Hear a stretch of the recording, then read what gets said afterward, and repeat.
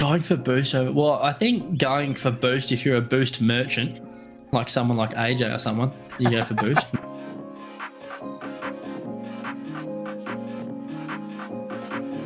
100% of the time. Yes. Always, every second of every game. Ball's going in your net, don't worry about it. Go get the boost and make sure you've got the full 100 to celebrate with the other team.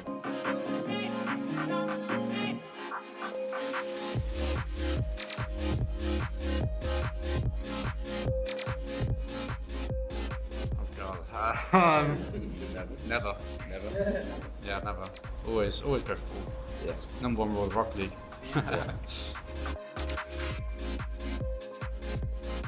Welcome to the Boost Over Ball podcast, where three aggressively average Rocket League players talk about everything RLCS with your hosts, Ace, Code Red Jack, Kyle Cube, and AJ Binky.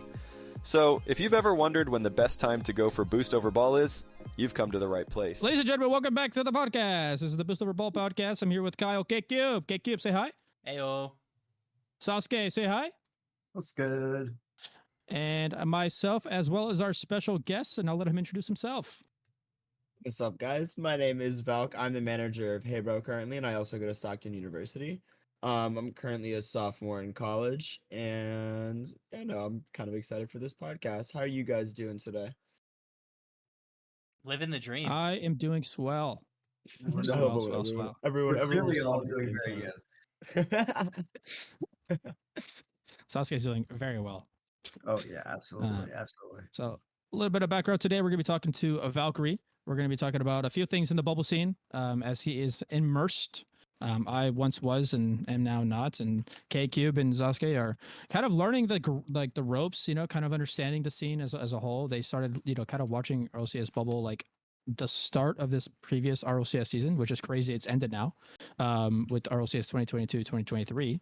I only started at 2021-2022. Valkyrie, I don't know what did you start your RLCS career, and when did you start paying attention to the bubble and to RLCS in general? I'm gonna say the roster of my. I'm gonna say the name of my first roster, and of any of these, there's a couple of names that I'm gonna be like, dang. So the first roster I ever managed was Comp, Hyperfires, and J in like 2019, 2018. I was like 15 when I managed them. Hyperfires is a really old name if anyone recognizes that. You say you do? Yeah. Yeah, You do? I do. Oh my. K-Cube, what did you hear about them? Like, what was your first impression of that team?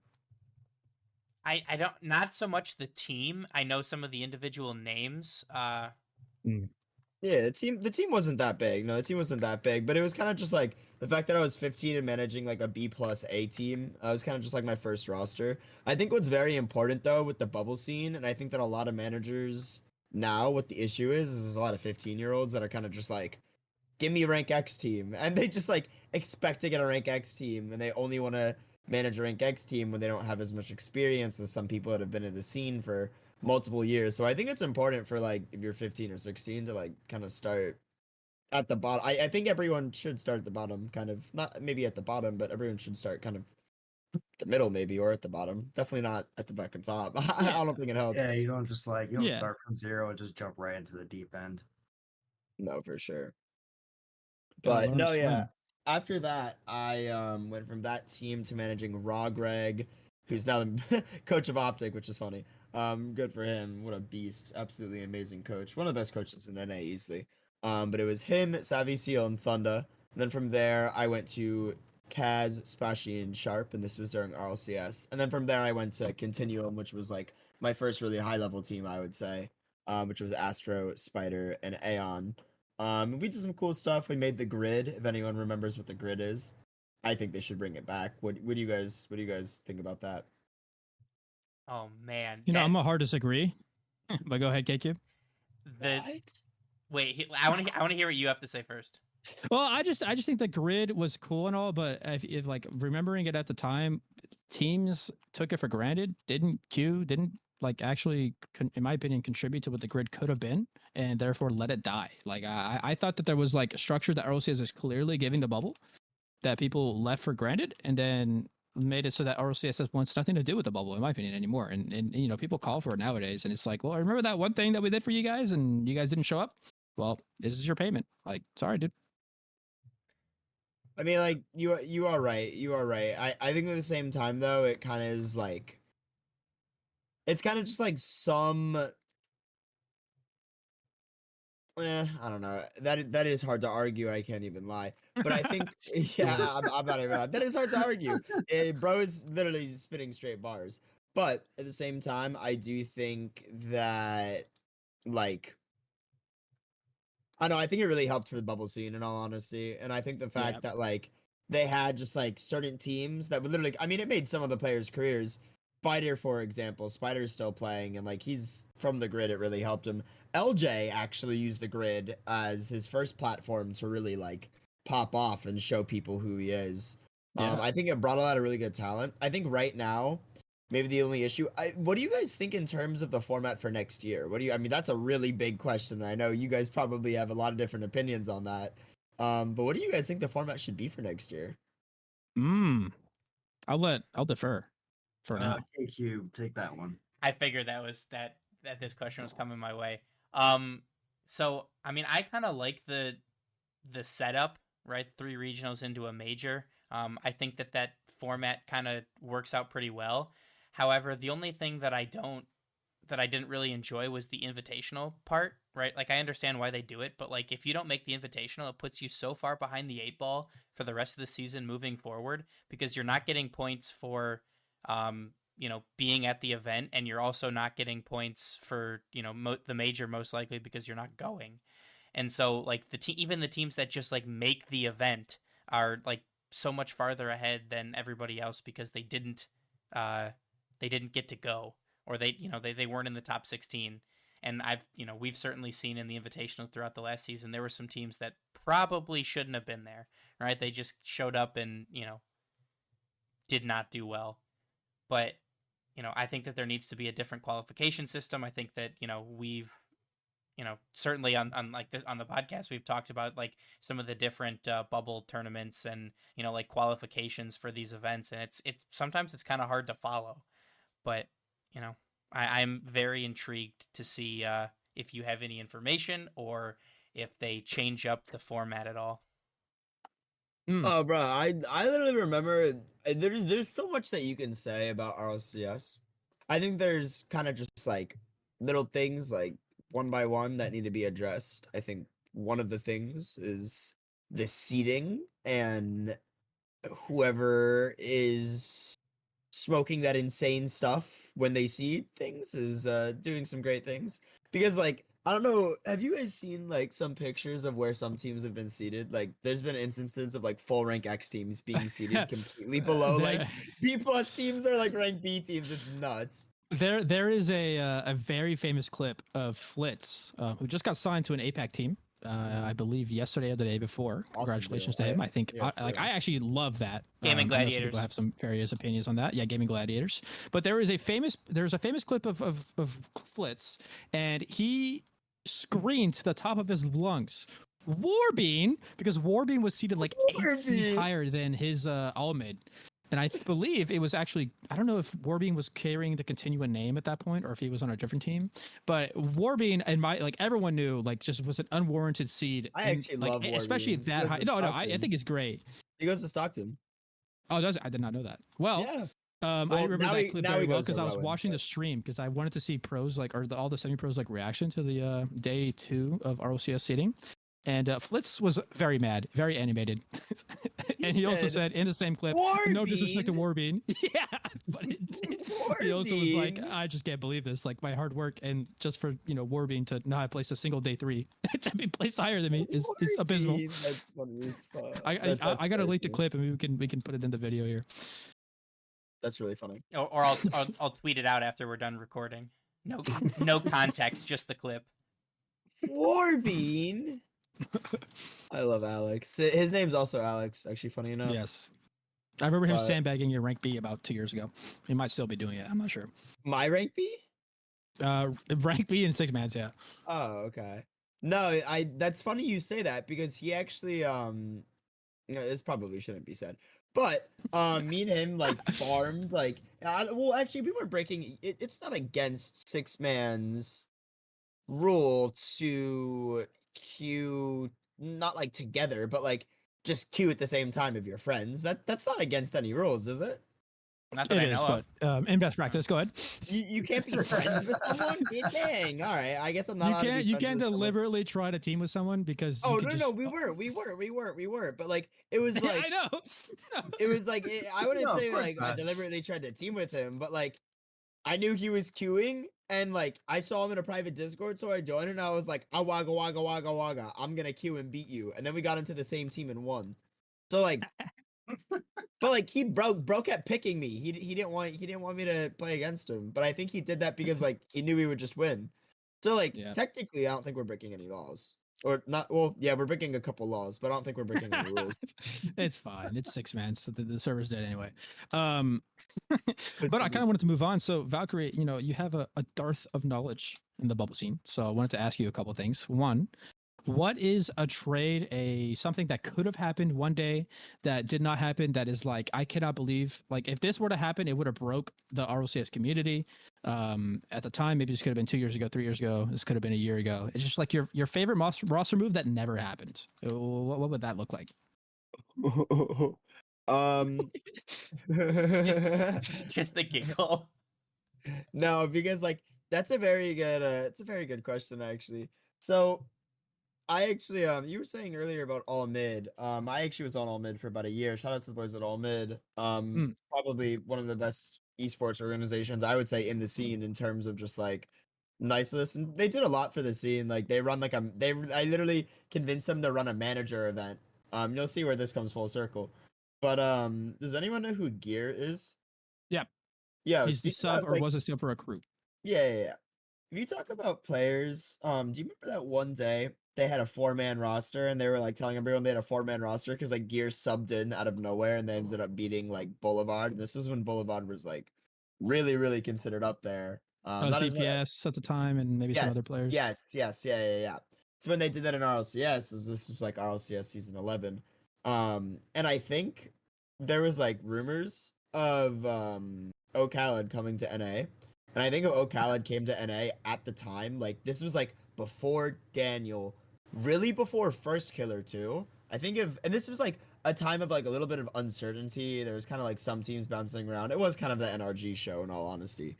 But I think that like if there was like a bunch of SSA players that came over, or players from other regions that came over earlier, it would have like really stood out more. Okay. SSA and you also mean Mina because of O'Khaled, right? Yeah. I realized I said that wrong. Well, understandable. Well, so you're saying that there was a possibility that O'Khaled could have been on all mid. Like there was a deal kind of formulating. There was some trials. No, not on all mid, but just in NA in general. Yeah, just in NA. And this would have been perhaps what team do you think he would have landed? I actually think it was like O'Khaled, Flitz, and Brock or something like that when they were trying it out. Brock? Bro, yeah. No, what is Brock doing here? I don't know, bro. But like I heard this. I remember I was literally chilling in rank B scrubs and someone showed me a replay of O'Khaled. It was a scrim. They were scrimming. They were literally scrimming like zookeepers, and it was O'Khaled, Flitz, and Brock. O'Khaled, they were cooking. O'Khaled on like 600 ping. Nah, he was on like 120, 100. Must have been on vacation around here. Honestly. Well, that sounds good. I actually, I don't think I could have gotten a better answer. O'Khaled to NA. I mean, that's your title right there, KQ. Yeah, I mean, it potentially could be a possibility again. Actually, with Nuepo. He speaks really good English. I know that.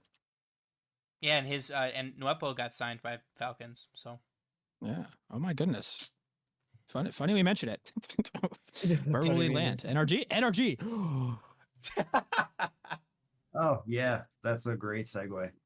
I think Justin's gonna go to Furia. That's just my personal opinion. Really, Justin? I would love it. Justin's going to Furia. They've been talking about that for a while now. Before they picked up Lost.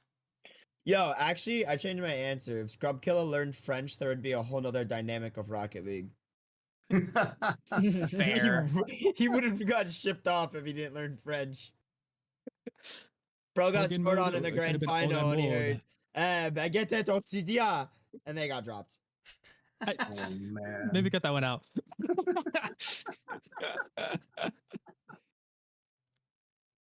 Eh. Oh my goodness.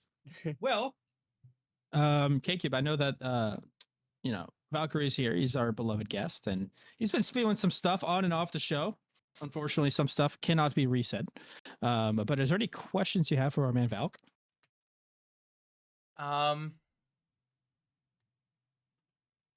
We talked about it, or we touched on it a little bit before we started recording, but let's circle back to it now. Now that we are recording, how does everyone feel about the whole Faze situation with Roldiz, with how everything like came to light, and I guess also we have to include like how the team and Faze, or how the team and Roldiz reacted to everything that happened.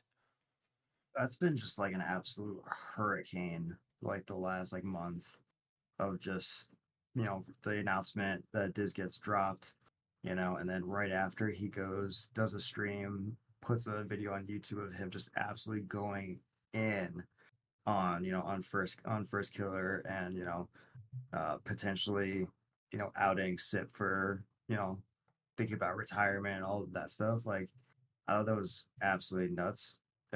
Pretty unprofessional, honestly, in my opinion. Like, I get emotions run high, but like this, you just don't do that, right? Like, you take your feelings, you put it to the side. 100%. And you know what? I gotta agree with you a little bit, because I was gonna say a little bit of an analogy where Roldiz, it's like getting fired from like a corporate job. You can either storm out there, get carried out, pushed out by security, get your laptop taken away, no one can talk to you anymore. You're not allowed to contact anyone. You get to sign NDA, and you're out. Right, you're out the door. What Roldiz did is that he planned like exiting, because they, in good faith, told him like, hey, we're gonna be planning a post on our socials, because that's like what the norm is for esports. And then what he did is he set up like a mariachi band to show up to the boss's like office, play a song, him screaming at the top of his lungs, Daddy First Killer is running the team. First GM or whatever he says. And then the mariachi plan continues to play as he walks out the door, pushes both of them open. There's two doors in this scenario.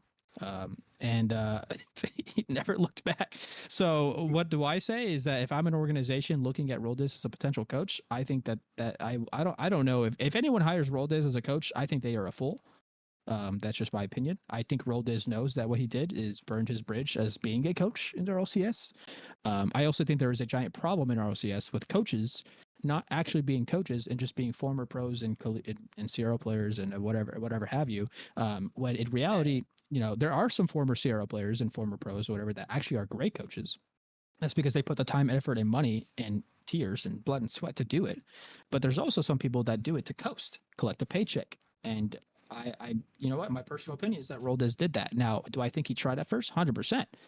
I just think that for a team like FaZe, when you give someone a team like that and you give them zero structure, and you give your best player the GM responsibilities, and you give your coach a dice roll, whether or not he's going to be an actual coach or just a public figurehead, you set yourself up for failure in all those fronts. What FaZe should have done is set up structure, set up a good coach, which, they could have told Roldiz like, hey, we want you to actually do something. I don't think they gave him any direction at all, to be completely honest. I think the only direction they've given to anyone is First Killer, and First Killer, obviously under a lot of pressure, has contacted his father, who he trusts very dearly. If a Roldiz to completely come in, sideline everyone, and tell them that his dad is the one making the shots, I don't know how true that is, and I wonder what First Killer will say. But I know that he's proud of blame him too, because like think about it from First Killer's scenario, like there's a lot you're thinking about, and you're like, I mean, dude, he's still what? He's 17 now. Yeah, I mean, he's 18 with marble floors. Like, that would put a lot of pressure on my mind. Yeah, I would definitely ask my dad that stuff. I'd be like, yo, Dad, what would I do? Like, yeah. I mean, at that point, who else do you go to? Like, and clearly they're obviously, him and Diz did not see eye to eye, because, he goes to his dad for, those opinions and not to the coach of his team. And shouldn't that be the person that he would go to in that situation? Yeah, I mean, we were fortunate enough at the major in San Diego, the spring major in the winter, which, whatever, that's besides the point. But we got to interview a couple of the teams, including Faze, and one of the questions that we were able to ask was, how do you feel about your organizational support? What does Faze do that goes above and beyond, or what don't they do that doesn't go above and beyond to support you guys as a roster and as help with what you need? And they were pretty cagey about their answers. Oh, we really appreciate everything that Faze has done, everything that Faze does for us. They support us when we need it or where we need it. And you're like, okay, well, there's no specifics. Whereas we asked Complexity the same question, and all three of the players, they had to use a translator for some of them, but it was Complexity has been fantastic. They've given us everything that we need. They have the the structure in place for a therapist if we need a therapist, or if we need something for our team house, they'll get it for us, or if we need to go somewhere or do something, they'll have someone there to do it for us. It was Complexity's been there every step of the way to help us out, to support us in any way we can. And the answer that we got from Roll Diz, and it was really from Roll Diz, because the other players didn't really want to talk, but it was Faze supports us, that it's a big name, they do what they do what they need to do to help us out, and that was it. Yeah, but I mean, that really doesn't shock me. I mean, if you're following kind of Faze drama that's just been going on recently, since May, the whole organization has been going through a ton of drama. I think Rain was involved in a lot of it, and stuff with Grace Van Dien and all that. The whole org just looks like it's in shambles and is run by a bunch of just ego men trying to suck all of the money out. Yeah. And I'll add this last thing about Faze, and that is that unfortunate about everything that's happened to them. They are now, however, a publicly traded company, and with that comes a lot of open eyes into what it is that you're doing, especially for investors. People can kind of look into the books whatever they want, rather than having to go into the organization asking hey, what do you look like? What is going on internally? They were able to do it kind of publicly, which is a big thing for public companies. The problem is that somehow it has been used against them. I'm not sure what happened there, and it has failed on them. And for that to happen requires a lot of problems to have been pushed into the light. And I am sure that Faze has done everything to either keep it down or to even minimize the bigger things that we don't even know. And Faze Rain has obviously tried to show them into the light even more. He was a big person of it. However, you also can't just trust everything he says, and Faze has obviously remained silent on the issue.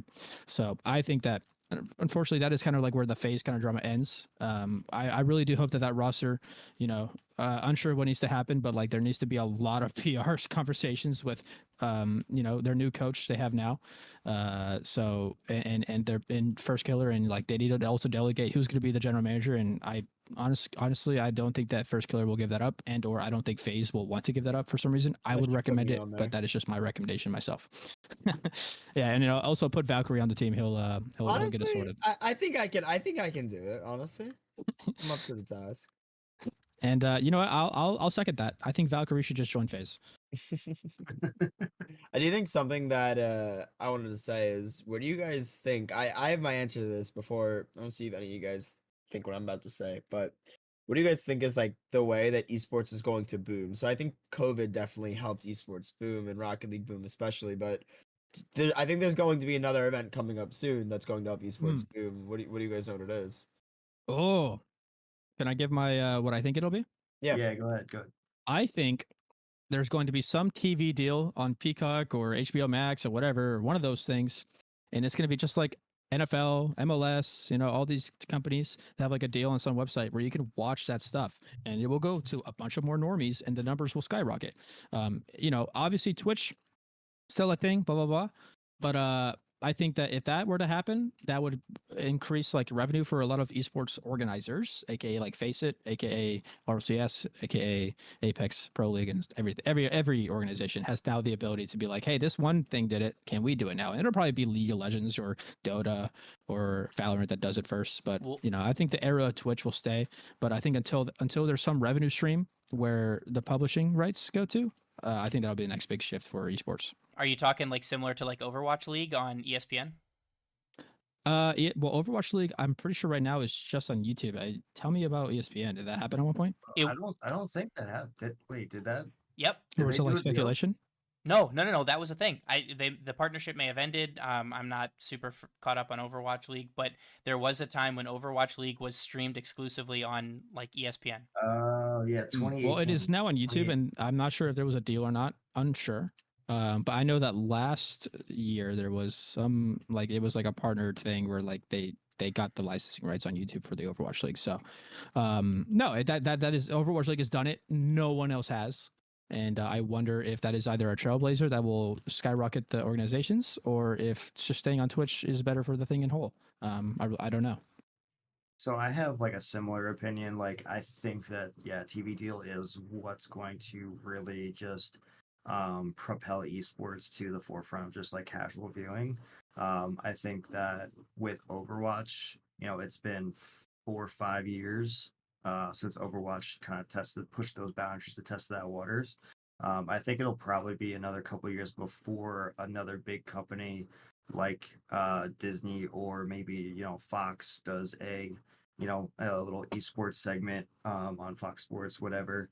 But I think that one of the big I guess you can call it big three, right? Dota, League, Val, right? I think one of those games is gonna have to hit it just right with one of those just breathtaking tournaments that truly turn the eyes and pique the interest of a lot of casual viewers. Yeah. What about you, Valk? The asker. So, I think that this is something that can bring a lot of money into the scene, and I think if it's approached correctly in the right environments, I think it can kind of pop off. But have you guys heard of esports betting? Yes.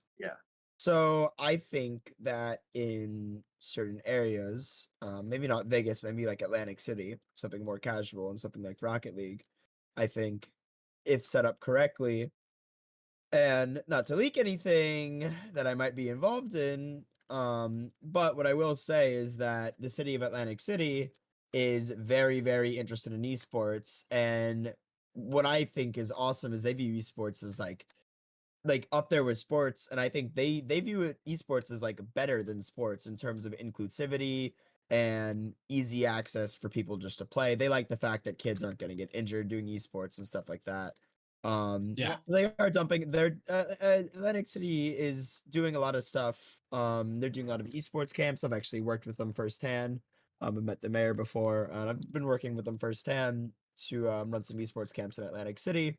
And a lot of the kids really enjoy these esports camps, and they just want to get more and more involved with esports, and like they just want to literally game competitively, because a lot of these kids just sit home playing video games anyway, and a lot of them now realize the fact that you can get scholarships to college and you can go really far with esports, so they're really interested in doing it.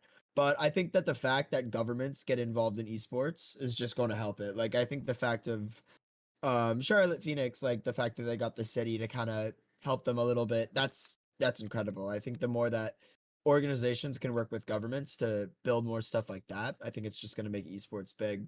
And I think esports betting is going to be huge if it's approached the correct way. I think it's going to bring a ridiculous amount of money into the scene. That's a good point. And also for me at least, esports right now is one of the most accessible forms of sporting that you can view, right? It's like if you want to watch, like I'll use NFL as an example because they make it very difficult, right? It's like if you don't live in the city where your favorite football team plays, you have to go to a bar, or you have to go to somewhere, or know a friend, or pay for cable that has like NFL Sunday Ticket, or something like that, right? So you have to have a TV, you have to have a cable box, and you have to have a cable subscription that has it, right? But to watch esports, you need the internet, an internet connected device, which is your cell phone, which 99% of people have a smartphone, so they can consume esports media wherever and whenever they want. So I certainly think that I think you're right. I think sports betting will help out, and I think it will make it a lot more mainstream and maybe in the eyes of some people more legitimate. Mm.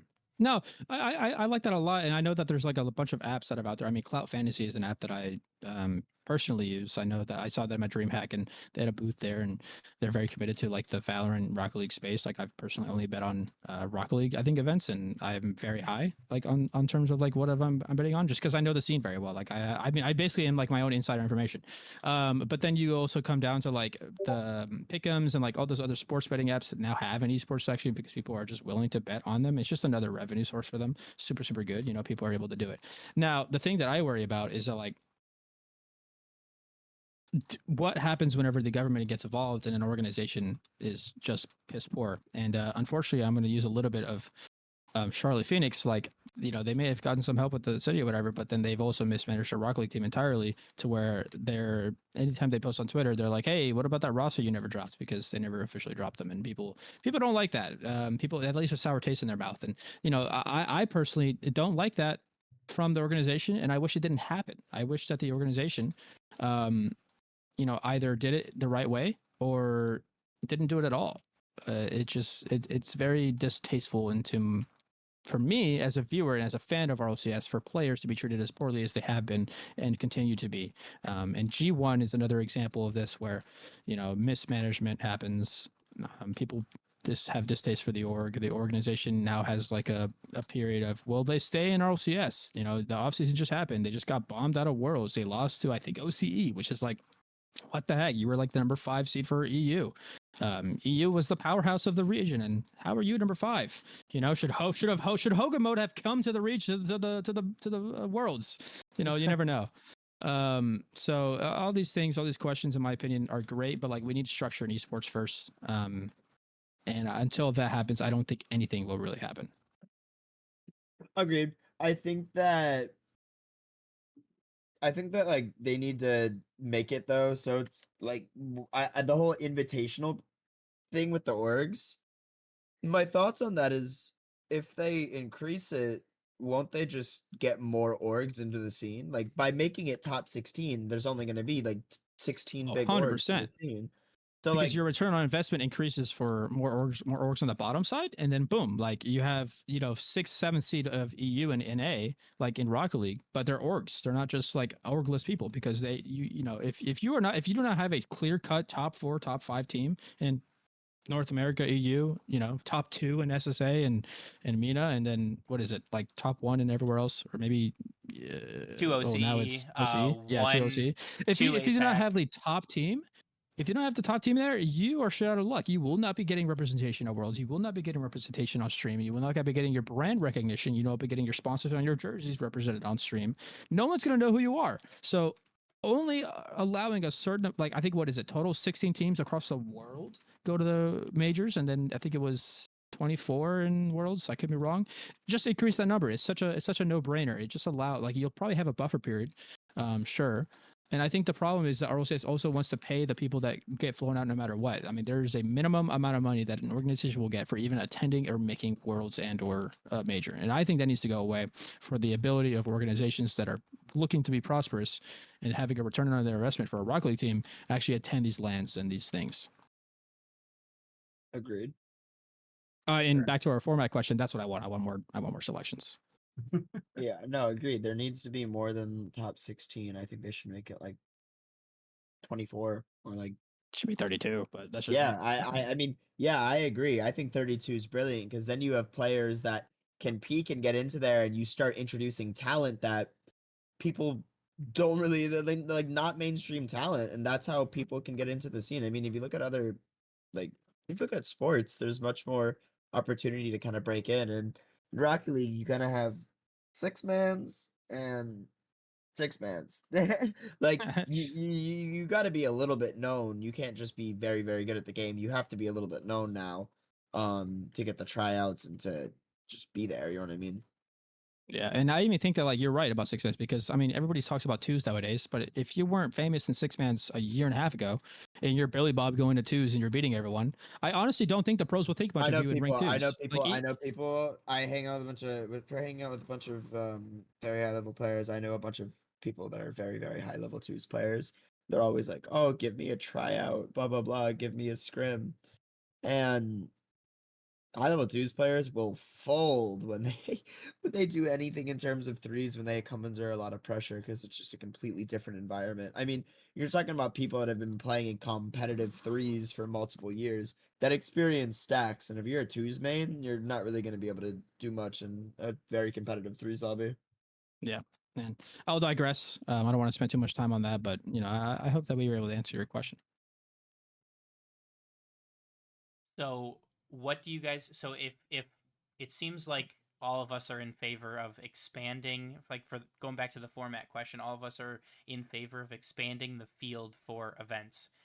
Do you think you could maybe have the best of both worlds, right? So doing, similar to like a qualification style, but if like you did a top 32 and maybe like, top 8 seeds get a bye or something like that, right? Based on points, not like you have to have like a written out like tiebreaker like seeding format to make it not like, you know, just whatever the person, is high on the day of decides.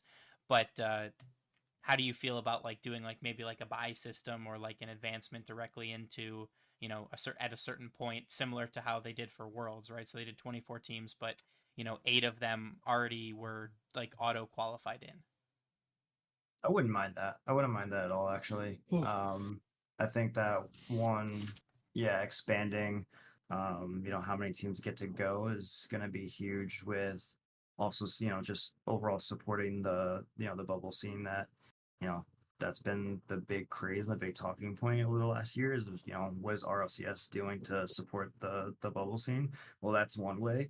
I think that having that kind of like hybrid qualification system is also a good idea. I think that worked really well going into Worlds. And I think that would just overall create a lot of incentive for all teams to really push for those top, whatever 8 spots. Yeah. Fair. But who's got the next question here? Honestly, I'm dry out. I oh no. I would love to keep going. We touched on all of my talking points we already covered. Who do you Valkyrie, think any is? sauce you want to start spilling? Yeah, I was about to say. You got like a speed run right now, like 5 minutes. Nah, like, bro. In terms of CRL, do you guys think that at all of the colleges that they have CRL teams, do you think there's a lot more going on behind the scenes than everyone knows? Yes. I'm just gonna be real, like, you guys thought the Atlantic City Mafia was bad? Oh my god, you should see some of these colleges with what I hear. No, I'm kidding. But I honestly, I feel like people are treating CRL like it's the Peaky Blinders. Like, with some of the stuff I be hearing, like, it's crazy. It's like, I remember hearing a story I will not name, but this is a college of someone who was getting kicked from their roster, and they led them into, like, the college back alleys, and, like, threw a water balloon on their head from like a railing and then like surrounded him and was like, "You are not chosen." And then they all blocked him on Discord. What? This is actual factual. That's what I'm saying. I don't know. Bro leaked. Bro hit so hard. Bro hit it right on the head. Bro hit the nail right on the head. Oh, with the balloon? Maybe. But yeah, no, there's some crazy stuff that's happening at colleges. And what I do want to say is, do you guys think that College Rocket League is gonna become just a feeder league, or do you think it is going to become a league where talent can develop? Got a question. I would go first because I don't think that it should be a feeder league because in my opinion, you're 15 when you get pro into Rocket League. And in my opinion, you should actually raise the 15. And instead of investing so heavily into CRL, which, I like it. Don't get me wrong. I love it. Actually, CRL is great.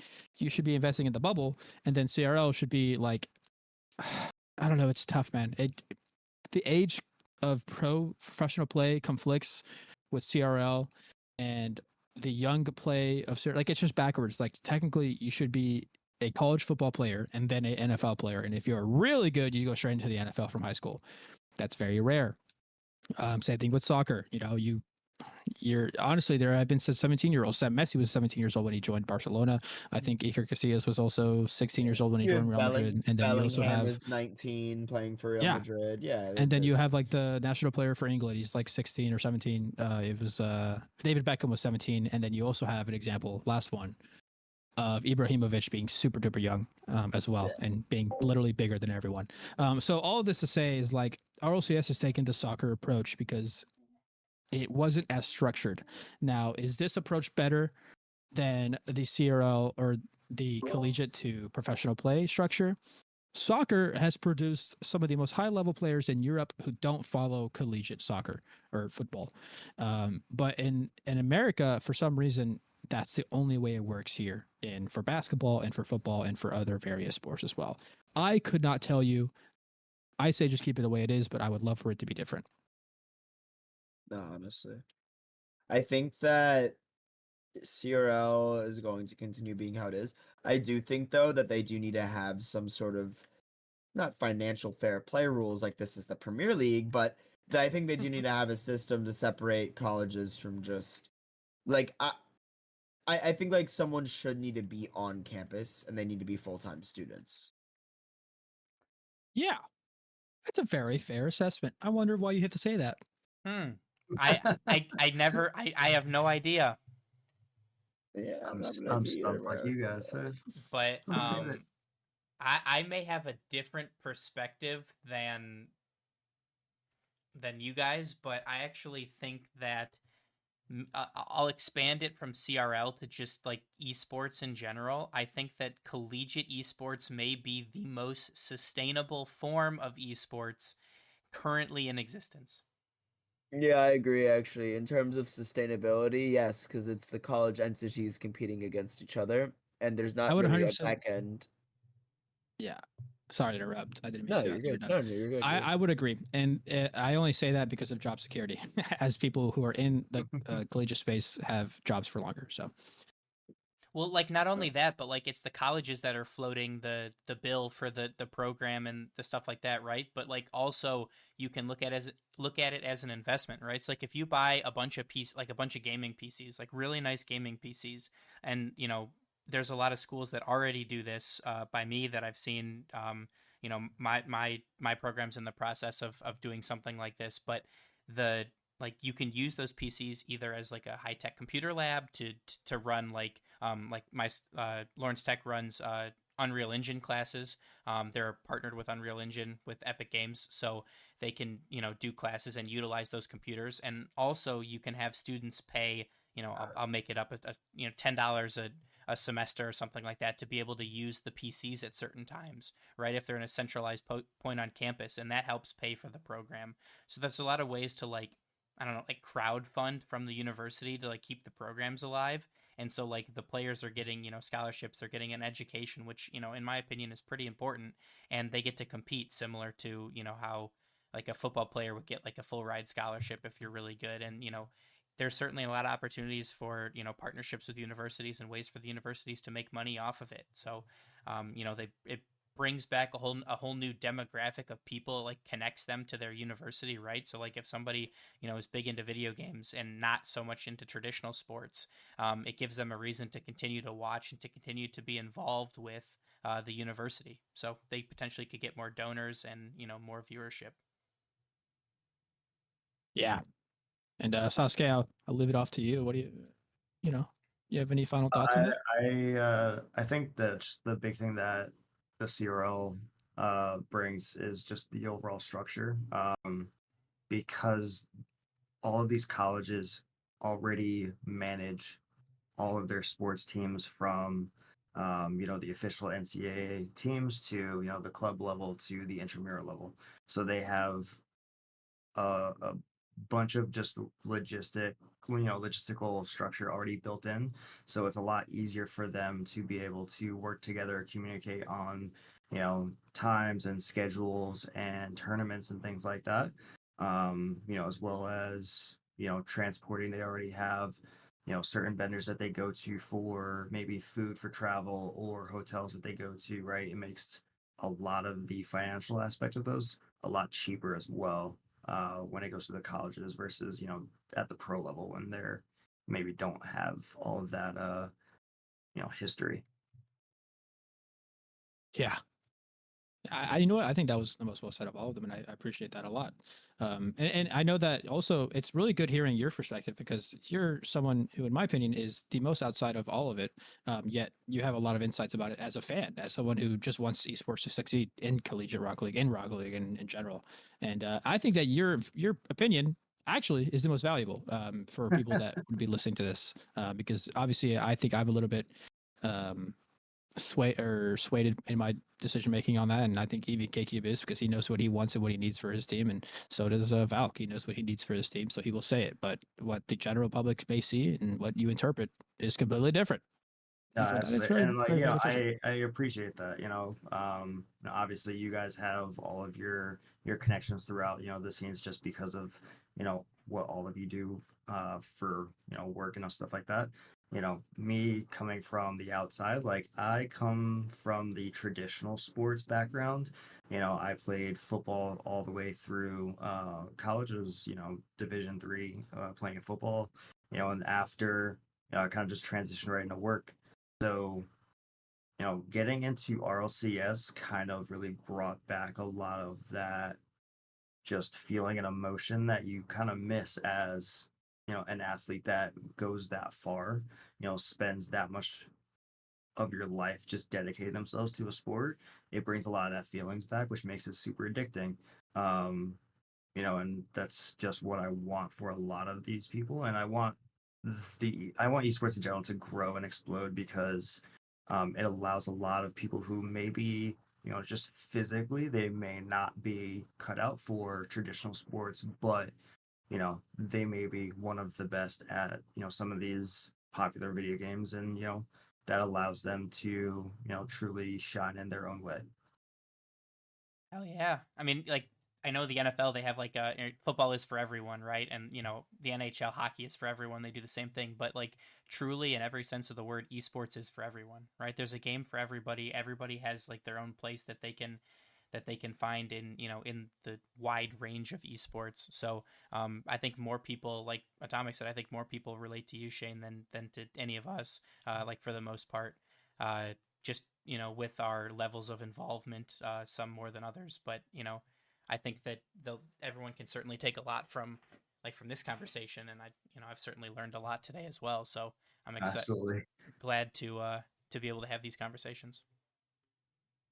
Yes, and with that, Valkyrie, we are going to go ahead and cut you loose for the day, for the night, for the evening. And ladies and gentlemen, thank you for watching. Again, this is myself, Atomic, and I'll let everyone else kind of give in their closing thoughts. Absolutely. Thank you, Valk, for coming on to the podcast with us. No problem I at all. learned an absolute ton from you, and hopefully this, will lead to a lot more of these moments with you. 100%. Yeah, everyone go check out my Twitter and also go check out Hey Bro RLCS. I think that as a team last year our goal was just be better than the bubble teams, and I feel like we kind of were just like better than most of the bubble teams. So this year our goal is we're going to shock the world. As corny as that sounds, that's basically what we're going to Yes. go for. We're going to go for as many high placing finishes, and we're going to play certain ways against certain teams that no one's playing against. We're going to experiment things because it's kind of, I think, the only way that upsets are going to happen at this current meta. 100%. We're super glad to have you. We'll be rooting for Hebro, of course. Everyone here can say definitely that not only will they see Hebro in the RLCS rankings next season, but we will be specifically looking at all of your matches and voting or cheering for you whenever you win and being sad whenever you lose. We are right there with you, as fans do. And KCube, thank you again for setting up. If you guys do not know, KCube is a logistical mastermind of everything, Boost Over Ball. So I'll give the ultimate closing statement to him.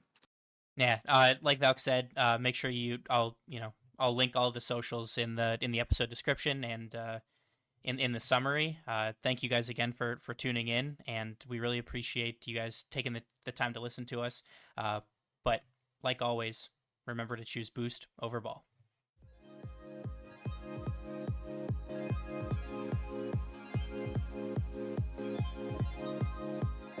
Thank you for listening to the Boost Over Ball podcast. Make sure to check out our website, www.boostoverball.com, and rate us wherever you listen to podcasts.